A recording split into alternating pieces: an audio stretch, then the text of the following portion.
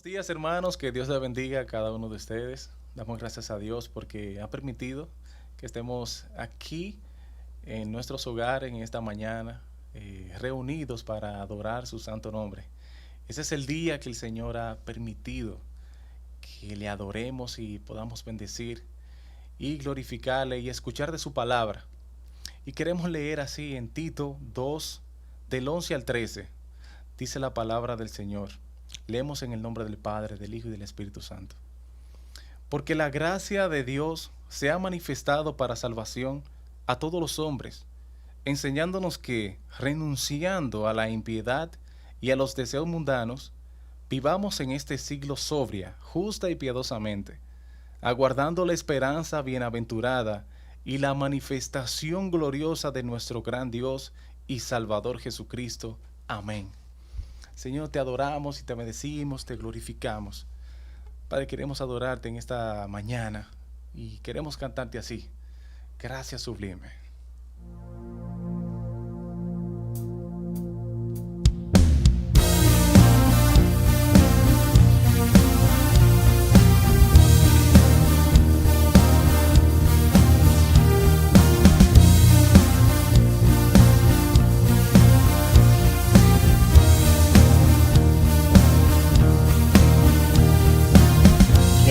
El poder del pecado, su amor es fuerte y poderoso, el Rey de gloria, el Rey de majestad. Conmueve el mundo con su estruendo y nos asombra con maravillas, el Rey de gloria, el Rey de majestad. Gracias sublime es, perfecto es tu amor. Tomaste mi lugar, cargaste tú mi cruz, tu vida diste allí.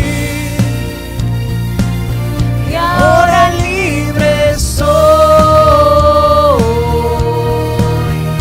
Oh, Jesús, te adoro por lo que hiciste en mí.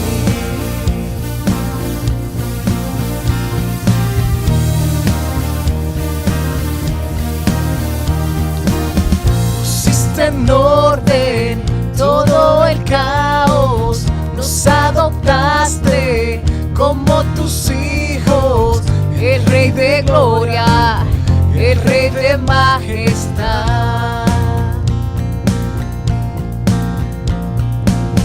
El que gobierna con su justicia y resplandece con su belleza, el Rey de gloria, el Rey de majestad. Gracias sublime es, perfecto es tu amor. Tomaste mi lugar, cargaste tú mi cruz, tu vida diste allí. Y ahora libre soy.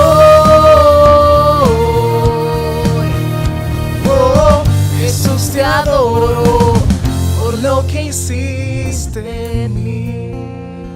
Cantémosles junto al Señor. Digno es el Cordero de Dios, digno es el Rey que la muerte venció, digno es el Cordero de Dios, digno es el Rey que la muerte venció.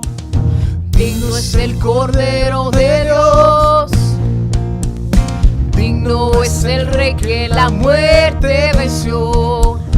Digno es el Cordero de Dios, digno, digno.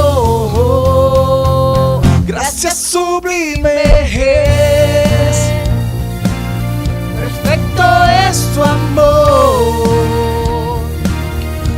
tomaste mi lugar, cargaste tú mi cruz, tu vida diste allí, y ahora libre soy. oh, Jesús, te adoro por lo que hiciste en mí.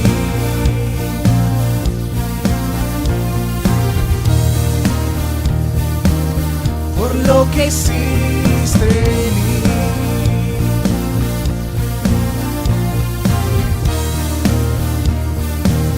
Por lo que hiciste en mí. Gracias, Padre amado. Gracias, Señor. Te glorificamos, Señor, y te damos gracias, Señor. En esta mañana queremos adorarte, Señor Padre, y cantarte.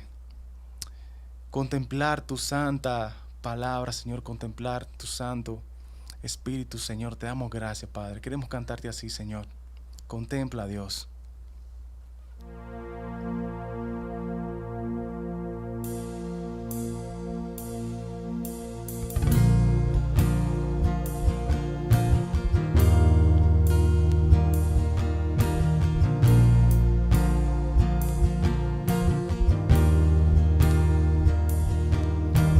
¿Quién formó las olas al hablar? ¿Quién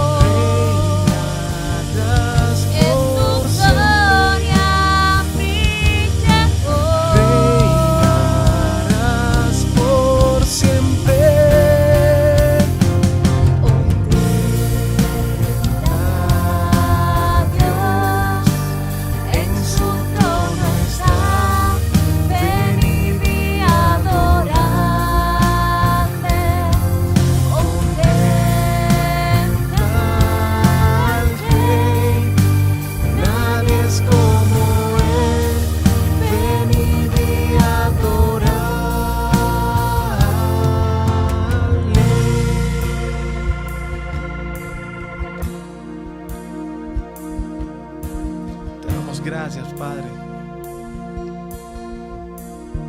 Te contemplamos a ti, Señor, te adoramos, Señor. Queremos cantarte una vez más, decirte así, Señor. Contempla a Dios, en su trono está, venid y adorarle. Contempla al Rey, nadie es como Él, venid y adorarle.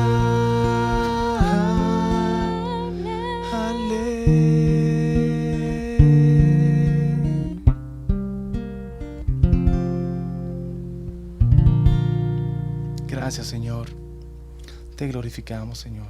Te bendecimos, Señor. Te adoramos, Padre amado. Gracias, Señor.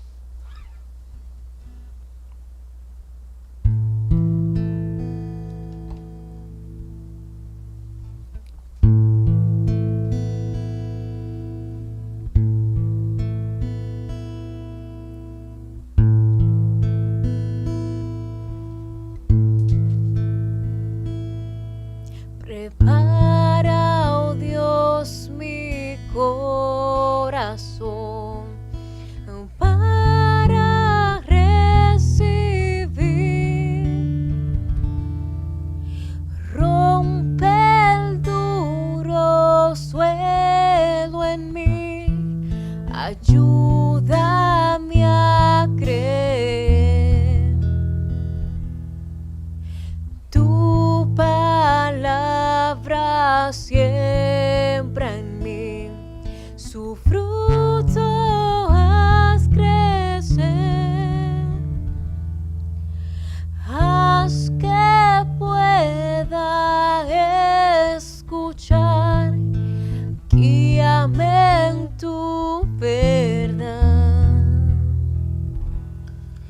Muestra a Cristo,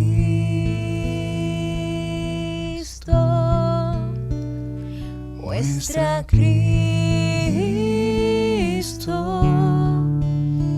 Revela, oh Dios, tu gloria a través de tu verdad, hasta que todos confiesen, Cristo es Señor.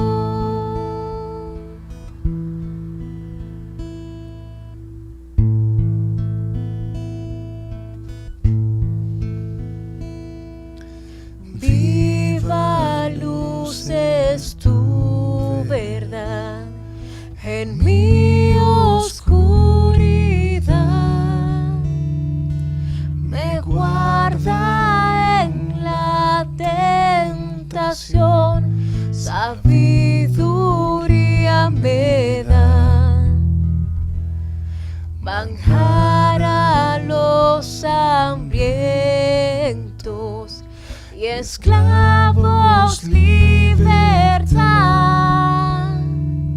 riqueza al alma, pobres, ven háblame, Señor. Muestra a Cristo, muestra a Cristo.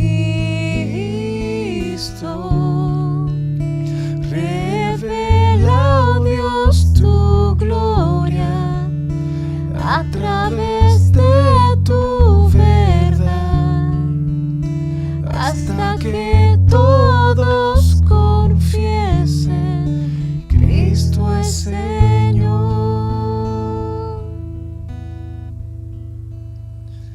¿Dónde más iré, Dios? ¿Dónde más iré? Tienes palabras de vida eterna. ¿Dónde más iré, Dios? ¿Dónde más iré? Tienes palabras de vida eterna.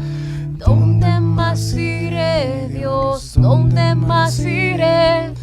Tienes palabras de vida eterna. ¿Dónde más iré, Dios? ¿Dónde más iré? tienes palabras de vida eterna.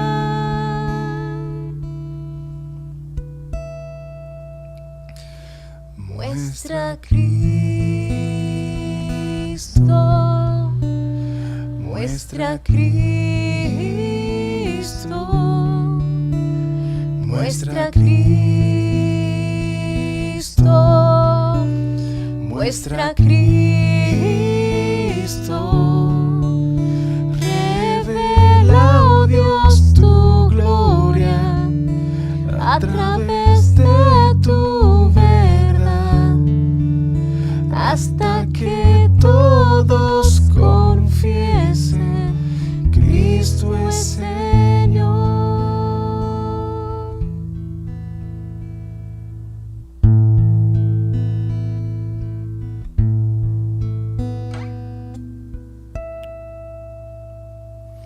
Gracias, Padre amado. Te glorificamos, Señor, y te bendecimos, Señor.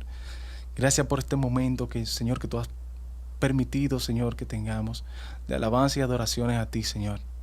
Queremos recibir de tu palabra, Padre amado, que tú nos abres, Señor, a través del predicador, Señor. Y que podamos, Señor, poner todas estas palabras, Señor, por obra. Y que podamos, Señor, aplicarlas cada día, Señor. En el nombre de Jesús te adoramos y te glorificamos, te bendecimos. Gracias, Señor, en el nombre de Jesús. Amén. Buenos días, hermanos. Dios los bendiga a todos y a todas. En este momento quiero expresar mis felicitaciones a todos los padres de nuestra iglesia y especialmente a aquellos padres nuevos que se han incluido dentro de lo que es esa corriente para llegar a padres así como quien le habla. Felicidades a todos en este día glorioso. Te voy a dejar este texto de la palabra de Dios donde dice Mateo 7, versículo 11 en su segunda parte, dice: cuánto más vuestro Padre que estás en los cielos dará buenas cosas a los que le pidan. Tú y yo podemos pedir como padres a nuestro Padre Celestial grandes cosas para nuestros hijos, para nuestros nietos y para nuestras generaciones que van después de nosotros. Que Dios te bendiga en este nuestro día. Gracias.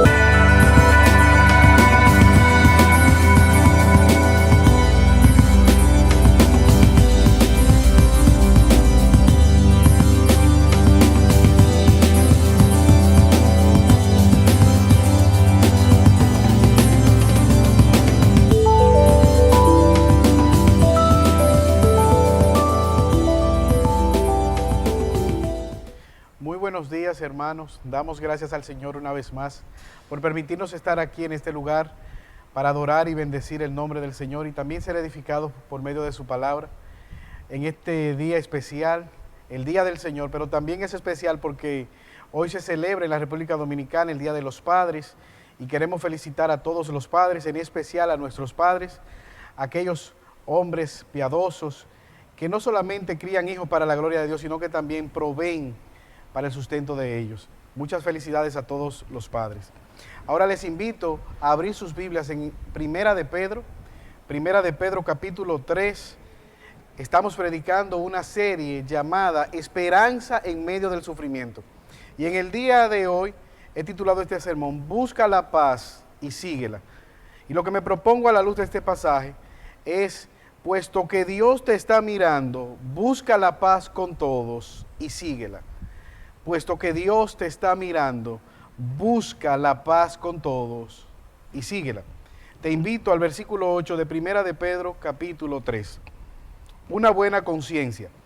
Finalmente, sed todos de un mismo sentir, compasivos, amándoos fraternalmente, misericordiosos, amigables, no devolviendo mal por mal, ni maldición por maldición, sino por el contrario, bendiciendo, sabiendo que fuisteis llamados para que heredaseis bendición. Porque el que quiere amar la vida y ver días buenos, refrene su lengua del mal y sus labios no hablen engaño. Versículo 11. Apártese del mal y haga el bien, busque la paz y síguela. Porque los ojos del Señor están sobre los justos y sus oídos atentos a sus oraciones. Pero el rostro del Señor está contra aquellos que hacen el mal. Una de las dificultades que ha traído la pandemia es con respecto a la práctica de los deportes, en especial la práctica del béisbol. ¿Y por qué ha traído inconvenientes la pandemia? Porque los estadios están vacíos. Y hay una pregunta para los deportistas. ¿Cómo podemos nosotros practicar béisbol sin contagiar a los fanáticos o sin contagiar a los compañeros de equipo? O quizás poner en riesgo nuestra propia vida y quizás perder la vida. ¿Cómo podemos practicar nosotros este deporte? Y las grandes ligas, ante esta pregunta, ha encontrado una respuesta. Han convocado a jugar béisbol en estadios vacíos, una especie de burbuja, sin fanáticos, pero también han tomado estrictas medidas en lo que tiene que ver con la salutación entre los mismos peloteros. Ahora, a mí me llamó la atención algo, y es que han impreso más de 5,000 cartones para ponerla en las diferentes banquetas y hacer una grada ficticia. Han grabado audios de ovaciones para que cada vez que el pelotero haga una hazaña, poner el audio y que finja o parezca que es una gran ovación. Ahora, hay dos grandes verdades. Existe un peligro que puede acabar con sus vidas y eventualmente esto no es jugar béisbol del todo. ¿Por qué? Porque los peloteros necesitan esa presencia de la fanaticada. Ahora, yo meditaba en el caso del cristiano, ¿cómo se comporta el cristiano ante un mundo hostil? ¿Cómo poder relacionarnos nosotros con los demás creyentes en la iglesia local donde Dios nos ha puesto? Puesto que somos pecadores y tenemos defecto y también los demás son pecadores, ¿cómo nosotros podemos relacionarnos con ellos? Y en el caso nuestro también, ya que nosotros vivimos en un mundo hostil, ¿qué implicaciones tiene este pasaje para nuestra vida? Y pienso que este texto nos da un mandamiento, y de ahí el título de este sermón: busca la paz y síguela. Ahora, ¿cómo nosotros podemos buscar la paz los unos con los otros? El apóstol Pedro nos da a nosotros 5 características o 5 imperativos para buscar la paz. Pero antes, hermanos, me gustaría que me acompañaras en oración delante de la presencia de Dios. Señor, te alabamos y te bendecimos en esta mañana. Te damos gracias, oh Dios, porque tú tienes hombres piadosos que crían a sus hijos, que aman a sus esposas y que lo hacen para tu gloria. Nos regocijamos y te pedimos ricas y grandes bendiciones para estos hermanos de esta congregación, los padres. Te suplicamos que puedas darle un día agradable y en familia. Ahora, oh Dios, también te pedimos que nos hable por medio de tu palabra. Edifica nuestros corazones. Confróntanos, oh Dios, con nuestros pecados. Danos el arrepentimiento. Utiliza al predicador como micrófono, como canal de bendición. Que sus debilidades no sean un impedimento para que tu santa palabra pueda ser predicada. Pero también ten misericordia de los oyentes, en especial de aquellos que están en este lugar y que quizás no te conocen, o que quizás nos están mirando por las redes sociales y no tienen una correcta relación contigo. Ayúdanos, oh Señor, a vivir para tu gloria, porque te lo pedimos por los méritos de Cristo. Amén. El primer indicativo lo vemos en el versículo 8. Dice el versículo 8, acompáñame leyéndolo. Sé todos de un mismo sentir. Finalmente, sé todos de un mismo sentir. El apóstol Pedro le ha dicho a ellos, finalmente, es como él está cerrando esta parte aquí en donde él ha dado mandamiento de parte de Dios para aquellos grupos creyentes que están en una condición de sufrimiento, de vulnerabilidad. Él les ha dado mandamiento a los siervos con amos hostiles. Él les ha dado mandamiento a sujeción a los esclavos que están pasando por momentos difíciles, pero también a las esposas casadas con cónyuges no creyentes. Y pareciera que Pedro ahora está cerrando para con todos los creyentes. Como pastor, él está interesado no solamente en las condiciones especiales de sufrimiento, sino también cómo vivir, cómo debían ellos vivir a relacionarse con un mundo hostil. Perdón. Y también a relacionarse en la iglesia local donde ellos estaban sirviendo. Finalmente, en medio del sufrimiento, ¿cómo ustedes pueden conducirse? Y lo primero es que Pedro les manda es, busca la paz viviendo en comunión. Busca la paz viviendo en comunión. Y es la idea que transmite, sé todos de un mismo sentir, sean todos de un mismo corazón. ¿Y qué significa el vivir con un mismo corazón? Primeramente me gustaría decir lo que no significa. Este mandamiento no significa que ellos dejen de lado la sana doctrina, dejen de lado la verdad de Dios, dejen de lado la palabra de Dios con tal de mantener la unidad. Esto no significa eso.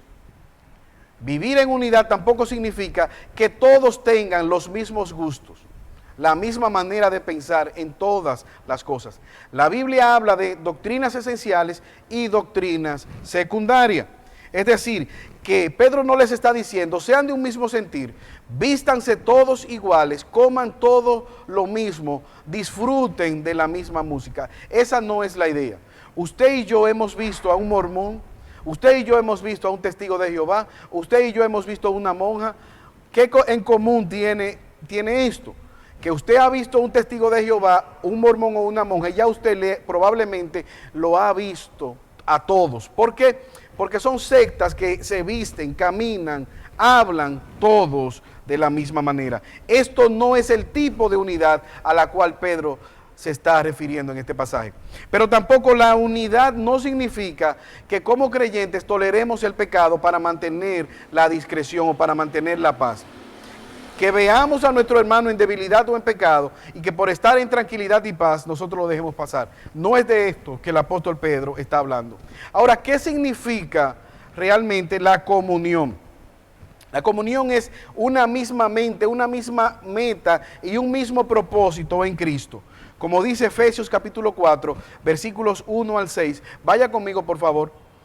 El apóstol Pablo escribiendo, yo pues preso en el Señor, os ruego que andéis como es digno de la vocación con que fuisteis llamados, con toda humildad y mansedumbre, soportándoos en paciencia los unos a los otros en amor, solícitos, y aquí entra la palabra, en guardar la unidad del Espíritu bajo el vínculo de la paz, un cuerpo, un espíritu, como también fuisteis llamados en una misma esperanza de vuestra vocación. Versículo 5, un Señor, una fe, un bautismo, un Dios y Padre de todos, el cual es sobre todos y por todos y en todos. ¿Qué dice Pablo? Ustedes en humildad, soportándose con paciencia, tolerándose los unos a los otros en amor, mantengan la unidad del cuerpo de Cristo. Pero esta unidad está fundamentada sobre el hecho de que ustedes son unos en el Señor, tienen un mismo Padre, tienen un mismo Salvador, es la misma sangre que les ha redimido, es el mismo Espíritu que les dirige, es la misma esperanza y por lo tanto deben mantenerse en unidad. Usted se imagina, por ejemplo, a alguien que esté tocando una tambora o quizás esté tocando una trompeta el día entero, tocando la trompeta. Es algo que es mortificador. Ahora imagínese esa trompeta, esa tambora, como parte de una sinfónica. Quizás de manera aislada puede hacer ruido, pero conjunto con otros músicos que sepan tocar, ¿qué va a surgir? Va a surgir una sinfonía, una pieza musical agradable y que todo el mundo quiere escuchar. De igual manera, tú y yo, como hermanos, con los dones que Dios nos ha dado y con la misma esperanza, nos unimos en Cristo y bajo ese vínculo y esa esperanza nos mantenemos en unidad. Esto es interesante, hermano, porque muchas veces, en la gran mayoría, la división en las iglesias, los problemas vienen por razones que son secundarias. De hecho, en el primer libro de Samuel, capítulo 18, versículo 7, dice la palabra de Dios que luego que Saúl y David van entrando a Jerusalén, luego de la victoria, en donde Dios salvó el pueblo de Israel por medio de que David matara a aquel gigante llamado Goliat, dice la palabra de Dios en el versículo 7, que algunas hermanas de manera espontánea comenzaron a cantar un corito. Saúl mató a miles. Saúl se sintió bien, el problema fue con la parte B del coro, que decía, y David mató a 10,000. Era una especie de reggaetón, que siempre repite el mismo estribillo, y un reggaetón malo. Pero ¿qué ocurrió ahí? Que con esta canción dice la palabra que el corazón de Saúl se llenó de envidia, y por un reggaetón malo, Saúl quería arrancarle la cabeza a David, olvidando que él había sido el instrumento utilizado por Dios para salvar al pueblo de Israel y para salvar su propio reinado. Ahora, ¿tú te has dado cuenta con la facilidad que hay personas que acaban con la reputación de otros? ¿Tú has visto que a veces tú entras a una oficina y se están desayunando a un compañero de trabajo?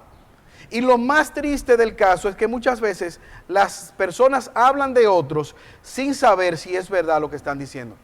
Ahora, eso no solamente ocurre en el mundo, a veces en las iglesias, con qué facilidad nosotros esgrimimos juicios de valor, de motivación, de intención sobre otras personas, cuando la Biblia dice que lo oculto le pertenece a Dios. Las motivaciones no las podemos ver y muchas veces caemos en la tentación de juzgar las motivaciones de los demás. Ahora, ¿por qué ocurre esto? Muchas veces la falta de comunión en la iglesia ocurre por falta de compasión. Y esa es la segunda razón que el apóstol Pedro les da a estos hermanos. Busquen la paz viviendo no solo en comunión, sino también en compasión. Versículo 8. Ahora, ¿qué es la compasión? Es simpatizar por el otro, es ponerse en los zapatos del otro, es llorar con los demás, es yo sentir el dolor y el sufrimiento que tú estás pasando. Ponte en el lugar del otro, cruza la acera de enfrente. Imagínate las mismas circunstancias, cómo tú actuarías ante estas circunstancias que está pasando tu hermano. Esto es la compasión. De hecho, hace algún tiempo mi esposa me preguntó que cómo ella podía dar un buen pésame, cómo ella podía ir a una funeraria y acompañar a alguien que estaba pasando por dolor. ¿Qué podía ella decirle? Que a veces se sentía en una situación un poco incómoda porque estaba ahí y no sabía qué decir. Ella me preguntaba a mí. En ese momento me vino a la mente Romanos capítulo 12, versículo 15, que nos manda, gozaos con los que se gozan y llorad con los que lloran.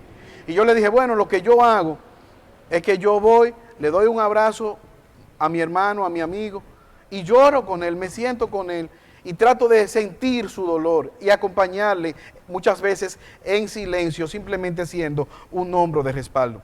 Ahora, hermano, ¿cuándo fue la última vez que tú te pusiste en el lugar de los demás? ¿Cuándo fue que tú sentiste el dolor de los demás? Déjame hacerte una pregunta más sencilla. En medio de esta pandemia, ¿tú has orado por las necesidades de algún hermano? Para que Dios quizás provea alimento para ese hermano. Y tú teniendo quizás la nevera llena, estás orando, Señor, provéele. En serio. ¿No te has preguntado tú de que quizás seas tú la persona que Dios utilice para proveer la necesidad de ese hermano? Es tu hermano al que tú amas y quizás sale de la iglesia, sale del templo y le pasa por el lado y deja que tu hermano se vaya quizás a pie. O quizás no te ofrece gentilmente a llevarle. Hermanos, la compasión es ponerse en el lugar de los demás. Dice Hechos capítulo 2, versículo 44, hablando de la iglesia primitiva, todos los que habían creído estaban en unidad, juntos, y tenían en común todas las cosas, y vendían sus propiedades y sus bienes, y los repartían a todos según la necesidad de cada uno. Versículo 46, Hechos 2. Perseveraban unánimes cada día en el templo, en el partimiento del pan, en las casas, comían juntos con alegría y sencillez de corazón, alabando a Dios y teniendo el favor de todo el pueblo. Y el Señor añadía a la iglesia cada día los que habían de ser salvos. Ellos estaban en unidad, pero esa unidad estaba fundamentada en que en la palabra de Dios, en la adoración a Dios y en satisfacer voluntariamente las necesidades de los demás. No había necesidad en medio de ellos. ¿Por qué? Porque cuando un hermano veía una necesidad, lo primero que él hacía, ¿cómo puedo yo suplir esa necesidad? Y esto es interesante porque yo he estado pensando, a la luz de la palabra del Señor, que esta pandemia debe darnos a nosotros la oportunidad de glorificar el nombre del Señor. ¿Cómo? Yo pienso que nuestros hermanos que están pasando por necesidades, que quizás no están trabajando, que han sido detenidos en su trabajo, cesanteados, es una oportunidad para nosotros manifestar la generosidad. Que se vea una diferencia entre un hermano que está en nuestra congregación y que ha sido cesanteado o que está pasando quizás por necesidad, y el vecino que quizás está en la misma situación económica, pero que no conoce a Dios, pero que no es parte de una iglesia local que practique el amor y la compasión los unos para con los otros. Pero no solamente buscar la paz en comunión, buscar la paz teniendo compasión, sino que también, versículo 8, busca la paz viviendo en comunidad, viviendo en amor fraternal. Versículo 8, amándoos fraternalmente. ¿Por qué debemos buscar la paz en comunión y compasión? Hermanos, eso tiene una sola respuesta. Porque somos una familia. Yo le digo a mi sobrino Josías, ven para mi casa, quédate aquí, múdate conmigo. Y él me dice, no tío, es que nosotros somos una familia. Y él dice, no, yo soy parte de este lado, yo no puedo descompletar mi familia. Y hay muchas cosas que uno le pregunta y él responde, porque somos una familia. De igual manera, hermanos, nosotros debemos vivir en amor fraternal, en comunión, en compasión, porque somos una familia. ¿Por qué sufrir el agravio para con el otro? Porque somos una familia. Compartimos el mismo amor por la causa de Cristo. De hecho, la semana pasada, mi tía, una tía que tengo en los Estados Unidos, ella mandó una foto y con un poquito extraña, y tenía un comentario, y decía, querida familia, en mi trabajo, una persona con la cual yo no comparto muy frecuentemente, se me acercó y me pasó este papelito. ¿Qué decía el papelito? El papelito decía, pide a tu familia que ore por mi padre. Pídele a tu familia que ore por mi papá. ¿Cómo se llama el padre de la señora? Milton Mayfield. ¿Por qué yo me sé el nombre? Porque como familia inmediatamente todos nosotros nos comprometimos a orar por este señor llamado Milton Mayfield. ¿Por qué? La misma respuesta, porque somos una familia. Ahora, a mí me llamó la atención cómo esa señora, que quizás no ha compartido mucho con mi tía, ella sabía que nosotros, por amor a mi tía, por ser una familia, íbamos a orar por ese señor sin conocerle y sin saber las razones por las cuales ella pidió la oración. Y eso no solamente pasa con ella. Tú y yo podemos decir, hermano, yo puedo decir que tengo una familia en la carne que me ama muchísimo, que se identifica conmigo, que yo les puedo llamar y llegarán como el 911 inmediatamente a mi rescate. Pero también glorifico a Dios, y siempre lo he dicho, doy gracias a Dios por la familia de la fe. Doy gracias a Dios por esta congregación. Doy gracias a Dios por tu vida. ¿Por qué? Porque he sentido el amor de Dios, me siento amado en esta congregación. Y puedo dar el testimonio de que han estado conmigo en mis momentos de felicidad. En las fotos aparecen ustedes cuando yo he estado disfrutando, pero también en los momentos de sufrimiento tengo con ustedes lágrimas compartidas. Han estado conmigo también en momentos de dolor. ¿Y cuál es la razón? Porque somos una familia. Nosotros somos la familia de la fe. Por lo tanto, debemos buscar el amor, debemos buscar la paz los unos para con los otros, porque somos la familia de la fe. Pero también hay una cuarta razón que el apóstol Pedro da. Busca la paz viviendo con un corazón tierno, un corazón misericordioso. Es una ternura compartida. Es tratar a los demás con ternura, con amor, decir la verdad con gracia, no un corazón endurecido, un corazón gentil, un corazón suave. Mira cómo dice Jesús al ver el pecado de Jerusalén en Mateo capítulo 24, versos 37 en adelante. Jerusalén, Jerusalén, tú que matas a los profetas y apedreas a los que te he enviado.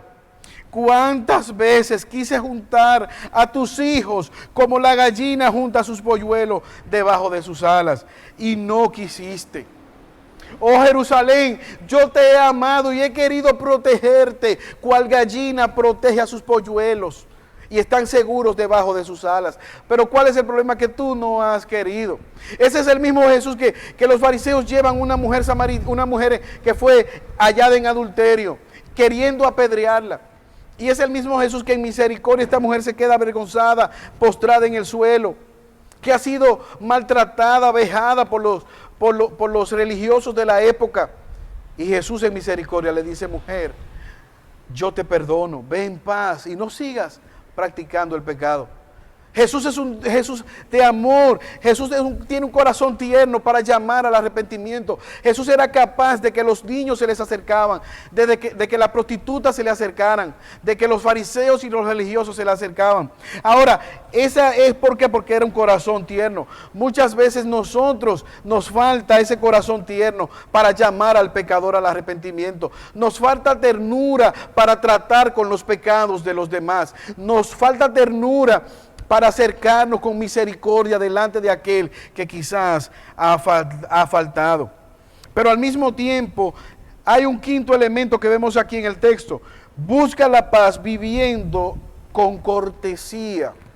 Hermanos, esta es la quinta virtud, cortesía. Y lo que etimológicamente hablando, cortesía es modales de la corte, la etiqueta de la corte. ¿Cómo se comporta al pedir los favores? Y esto es interesante. A veces nosotros podemos estar dispuestos a ayudar a un hermano en necesidad, socorrerle ante cualquier eventualidad. Pero quizás no somos capaces de decir buenos días, gracias, por favor, con permiso. Quizás solicitamos las cosas exigiendo a los demás. Y eso se hace real en la familia.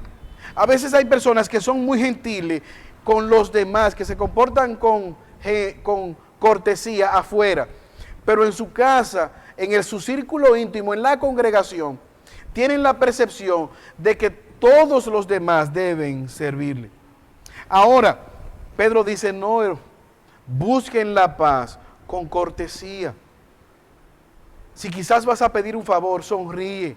Si quizás un hermano tiene un mal día y te habla mal, devuélvele una sonrisa. Ahora hay una pregunta: ¿qué pasa si al comportarte así no eres compensado de manera recíproca? ¿Qué ocurre si tú, tratando de buscar la paz, recibe maldad? ¿Qué ocurre si tú, tratando de hacer el bien, recibe daño? ¿Qué ocurre si tú, tratando de dar amor, recibe menosprecio? Versículo 9 nos da la respuesta: busca la paz aun cuando te causen daño. Versículo 9: no devolviendo mal por mal, ni maldición por maldición, sino por el contrario, bendiciendo, sabiendo que fuisteis llamados para que heredaseis bendición. ¿Qué dice el apóstol Pedro? No le des mal por mal, no pagues mal por mal. Alguien ha dicho que el pagar mal por bien es diabólico. El que tú le devuelvas mal a alguien que te ha hecho bien, eso es diabólico. Que el pagar bien por bien, eso es humano, eso lo hace cualquiera. Alguien te hace un bien y tú le recompensas con otro bien, quizás mayor.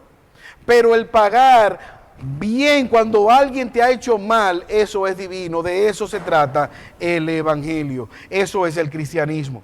Yo conozco un peluquero que me recorta y cada vez que le planteo el evangelio, él me dice: el problema que yo tengo con el evangelio, el problema que yo tengo con Jesús, dice él, es que él me manda a que yo ame a mi prójimo y que lo trate como a mí mismo. Pero eso es un problema porque hay prójimos difíciles de amar, me decía él. Pastor, hay gente difícil de amar. Pero a mí me llama siempre la atención con respecto a él, que cuando él dice, hay gente difícil de amar, él plantea que es otro, no él. Yo no soy difícil de amar, el otro es difícil de amar. Ahora, la verdad es, hermano, que fruto del pecado todos somos difíciles en alguna medida de amar. Quizás uno en mayor nivel que otro. Ahora, mira cómo lo dijo Jesús en Lucas capítulo 16, versículo 28 al 29. Bendecid a los que os maldicen, bendícelo, y orad por los que os calumnian. Al que te hiera en una mejilla, preséntale también la otra.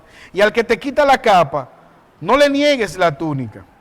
Ahora, qué fácil se nos hace a nosotros pedir el perdón a Dios. ¿Te has dado cuenta tú de eso? Señor, perdóname, he pecado. Ahora, a veces no perdonamos en la misma proporción que pedimos perdón a Dios. No somos como tan rápidos y tan misericordiosos para perdonar a los que nos han ofendido. Ahora, hermanos, este bloque de mandamiento, de imperativo que Pedro nos ha dado, solamente puede ser logrado con la ayuda del Espíritu Santo. Solamente por medio de la obra del Espíritu Santo en nuestra vida podemos nosotros buscar la paz a pesar de que nos han hecho daño. En la historia se registra de un ejército, de una unidad táctica, una unidad espartana guiada por su rey llamado Leónidas. Incluso se hizo una gran película, una película muy famosa. Muchos aspectos fueron obviamente exagerados. Pero el principio de esta unidad táctica que fue exitosa era porque ellos peleaban como si fueran una familia. El que estaba de frente confiaba su espalda al que estaba detrás y sabía que ese que estaba detrás no iba a permitir que una espada le traspasara. Para poderle llegar la espalda, ese que estaba detrás ya había previamente muerto. Esa espada, para poder llegar a su cuerpo, tenía que pasar por el cuerpo de su hermano. Pero también él debía defender no solamente su propia vida, sino también la que le quedaba detrás, la espalda de su hermano. Él no estaba peleando por su propia familia, también él estaba peleando por las familias de los demás. Pero hay otra cosa, ellos estaban peleando por un pueblo, ellos eran parte de ese pueblo glorioso llamado Esparta. Pero también había un rey que ellos querían honrarle, demostrando su valentía, demostrando su honor, demostrando su ética en la batalla.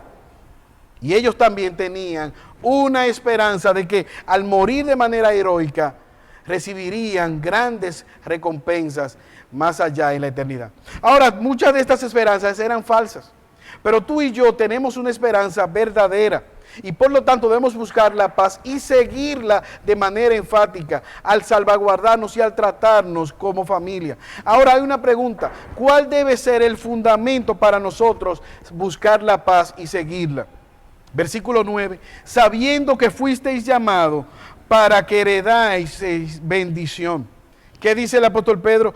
Ustedes fueron llamados a recibir, a heredar bendición. Y la herencia no es algo que se gana, no es un salario. La herencia es un regalo. La herencia se te da cuando alguien pierde la vida y te ha dejado un legado para que tú lo recibas. Ahora, ¿qué herencia se está refiriendo el apóstol Pedro? Primeramente, la salvación del creyente. Ustedes han sido convocados para ser salvos. Él lo ha dicho en el capítulo 1. Desde la eternidad pasada, ustedes han sido seleccionados por el beneplácito de Dios el Padre. Y por la obra gloriosa de Cristo en la cruz, ustedes han sido redimidos con su sangre y el Espíritu Santo les ha dado la esperanza de la salvación. Pero también ustedes han heredado los sufrimientos de Cristo. Así como Cristo sufrió, para esto también ustedes han sido llamados. ¿Para qué?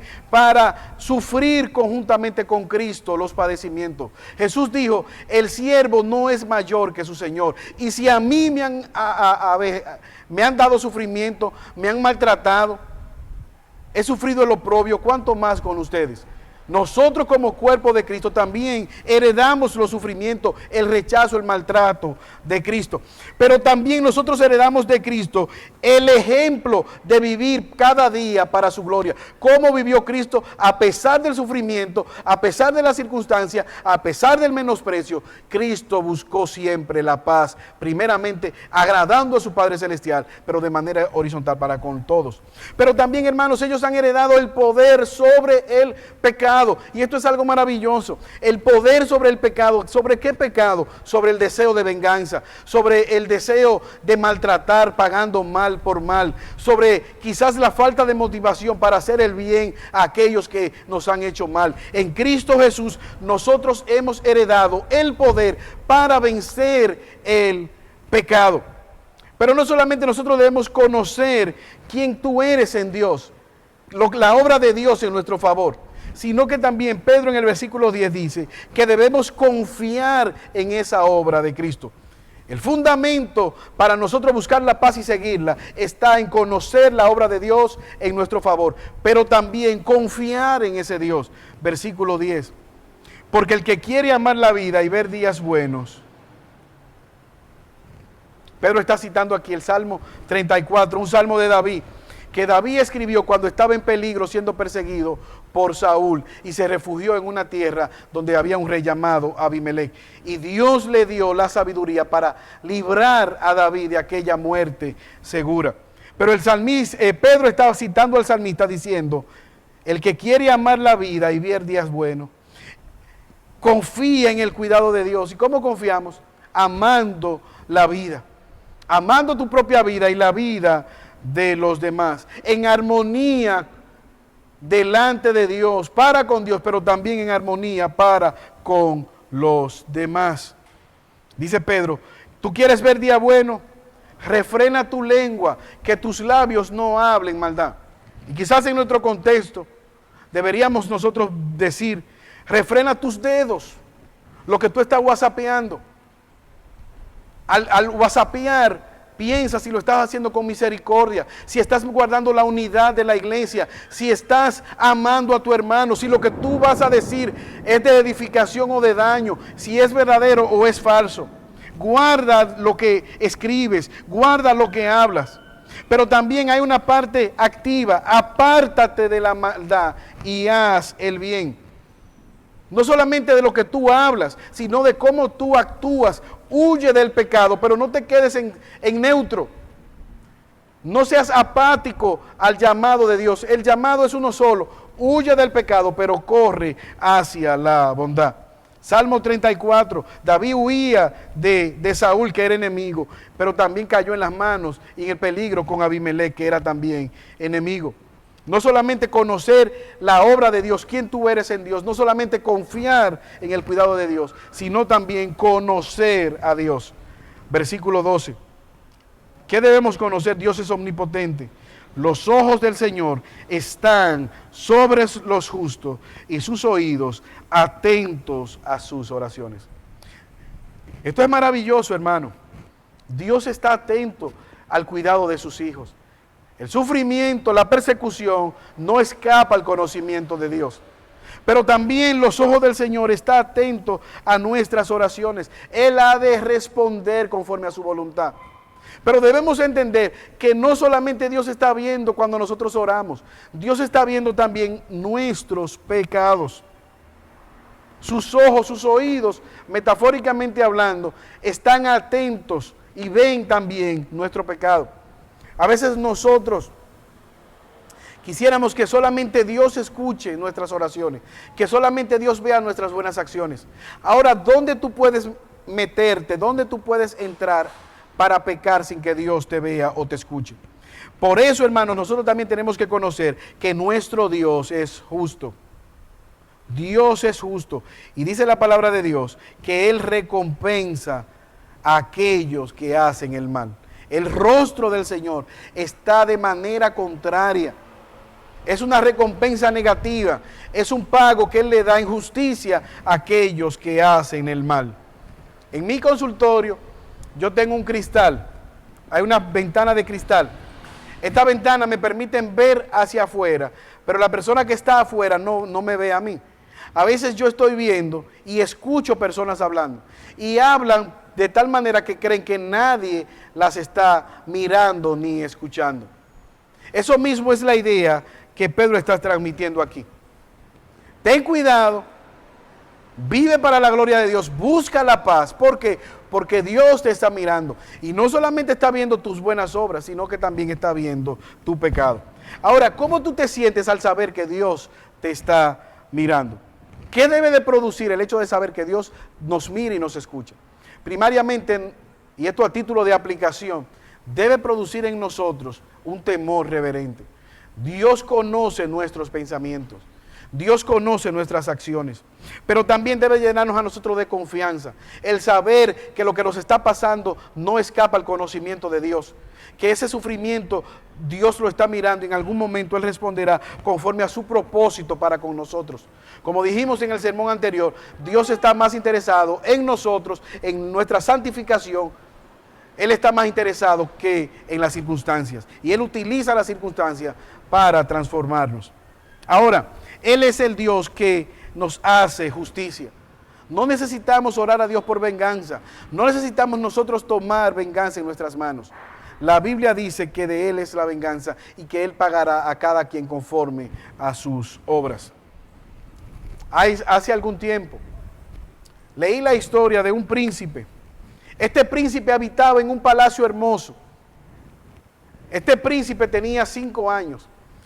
Sus padres anhelaban el día que él creciera para verlo sentado en el trono gobernando aquel imperio. Y ellos se regocijaban al ver al pequeño príncipe juguetear en el palacio, comer, correr, jugar con todas las comodidades que tenía aquel niño príncipe. Pero ¿qué ocurrió? Sus sueños fueron truncados. Un ejército enemigo invadió aquel palacio y de manera violenta mató a toda la familia de aquel príncipe. Su padre, su abuelo, sus tíos murieron de manera violenta. Y no solamente eso, la tragedia fue mayor porque tratando de escapar, su nana, su niñera le dejó caer y perdió la movilidad en sus piernas, quedó paralítico. Tuvo que huir lejos para salvar su vida, terminando en un lugar de extrema pobreza, donde solamente estaban las personas que no tenían ningún lugar donde ir, donde solamente estaban aquellos que no tenían dinero, donde no tenían esperanza. Pero los años pasaron y un día vino un rey justo a aquel palacio. Y este rey justo se acordó de aquella tragedia y preguntó a sus sabios, ¿qué fue de la vida de aquellos, de los descendientes de aquel rey que habían asesinado de manera violenta? Y ahí se enteró de que tenía un descendiente, de que había un joven que había sobrevivido a aquel ataque. Inmediatamente este rey de corazón noble mandó a buscar a aquel hombre que estaba, aquel joven que estaba paralítico y hundido en extrema pobreza. Ahora, imagínese aquel hombre cuando se entera de que el nuevo rey quiere verle. Seguramente pensó, con la suerte que yo tengo, con la desdicha que yo he tenido en mi vida, esto seguro que es para matarme y para acabar de erradicar la simiente de mi familia. Pero ¿qué podía hacer? Es el rey que le está mandando, no puede negarse. Y él acude ante aquel rey. Cuando el rey lo ve, se postra y ordena inmediatamente ante aquel mendigo que sea tratado como un príncipe, que se le cambie de ropa, que se le asigne, que se le devuelvan todos los bienes que tuvo su familia cuando reinaba. Pero también dice algo maravilloso: de aquí en adelante cada día tú estás invitado a comer en los manjares de mi palacio, de mi mesa. Y lo restaura de nuevo y lo trata como lo que él era, un príncipe, a pesar de su condición de debilidad. Ahora, este joven, este príncipe que está cuadriplé, que está paralítico, pregunta: ¿por qué te inclinas y mira a un perro muerto como yo? ¿Por qué a un perro muerto como yo tú le haces misericordia, oh rey? Mira cómo aquel príncipe habla. Él se consideraba un perro muerto y dice: ¿cuál es la razón de tu misericordia? Y es ahí donde este príncipe, este rey misericordioso le dice: yo lo hago por amor a tu padre. Yo lo hago simple y sencillamente por amor.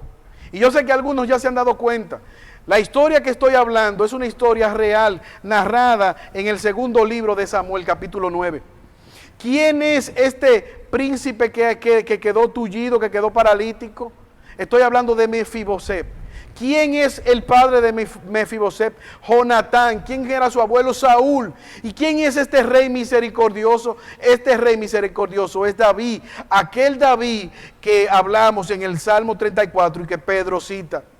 Aquel David que estaba siendo perseguido para ser asesinado por Saúl, pero que ahora él tiene misericordia del último de los descendientes de Saúl.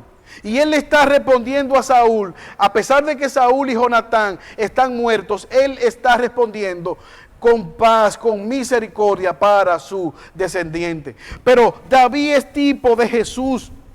Tú y yo estamos representados en la historia en Mefiboset. Tú y yo estábamos muertos en nuestros delitos y pecados, paralíticos delante de Dios, muertos sin ningún tipo de esperanza. Pero por amor, Cristo Jesús, el Rey de Reyes y Señor de Señores, entró a la humanidad caída, se humilló ante perros muertos como éramos tú y como éramos yo. ¿Para qué? Para darnos vida, para quitar la maldición del pecado, para deshacer las obras del Satanás, para darnos esperanza, para llamarnos de nuevo a la comunión con Él y que por lo tanto podamos confiadamente estar en su mesa. Qué alegría, hermanos, tenemos nosotros delante de Dios. Y ante la pregunta, ¿por qué a un perro muerto como nosotros? Hay una sola respuesta. De tal manera amó Dios al mundo que entregó a su Hijo unigénito para que todo aquel que en Él cree no se pierda, mas tenga vida eterna. ¿Por qué a mí? ¿Por qué a ti? Por amor, por misericordia.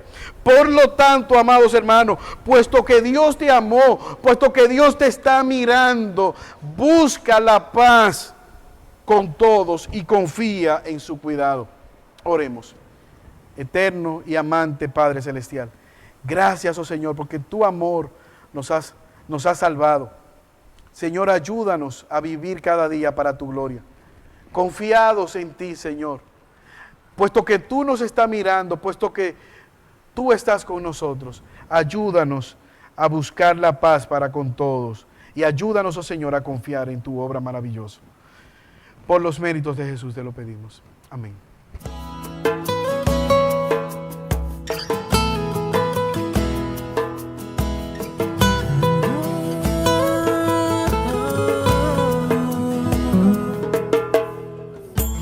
Desesperaría, simplemente creo que moriría, todo acabaría, si no fuera por la certeza que duerme en mi alma, que tú eres mi esperanza. Eso me basta, y ese consuelo todo lo calma. Tú eres quien guía mi melodía. Feliz contemplo que estás en mi barca.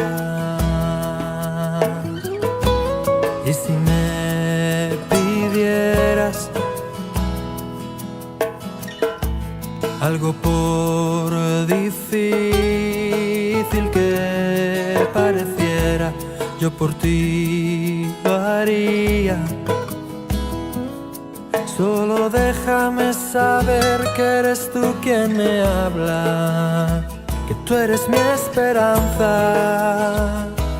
Eso me basta, y ese consuelo todo lo calma.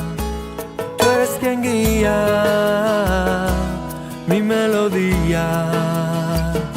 Feliz contemplo que estás en mi barca. Tú eres la razón de mi existencia, la respuesta a mi porqué. En ti mi identidad tiene sentido porque un día te veré. Y pase lo que pase, merece la pena por verte un día y descubrir que fui creado para ti.